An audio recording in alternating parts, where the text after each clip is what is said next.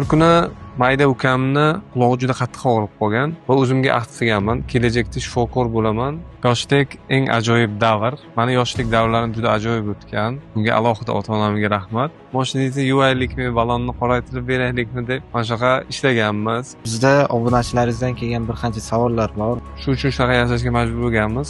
Ota-onam doim so'rasalar, qanday yashayapsan, yaxshi yashayapsan, hammasi zo'r deb qo'yardim-da.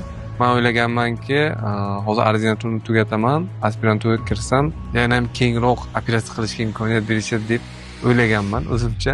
Lekin unday bo'lmaganidan keyin bir juda chuqur depressiyaga tushganman. Mana savollar keladi. Instagramdan turib ham onlayn konsultatsiya berasizmi odamlarga? Moskvaning eng nufuzli va katta lor markazlarida tahsil olganman. Avval ordinatura, keyin aspirantura o'qiganman. Men ba'zi vaqt internet tarmoqlarida ko'raman, shifokor deydi, bemorning dardini o'zidan o'tkazish kerak emas. Chunki bunaqa qilaversa agar o'zi kuyib qoladi deyshadi.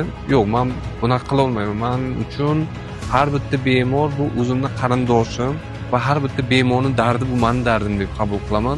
Hozir shifokorlik zo'r ekan, shifokor bo'lmoqchi. Unaqa bo'lmaydi. Daraxt bir joyda ko'karadi. Ilmning avvali niyat, keyin uni anglamoq, unga amal qilmoq, uni muhofaza etmoq va tarqatmoq. Agar shu 5 narsaga amal qilsangiz, Xudo xolasa, hammasi zo'r bo'ladi. Aynan sizning savollaringizga javob berishga harakat qilamiz.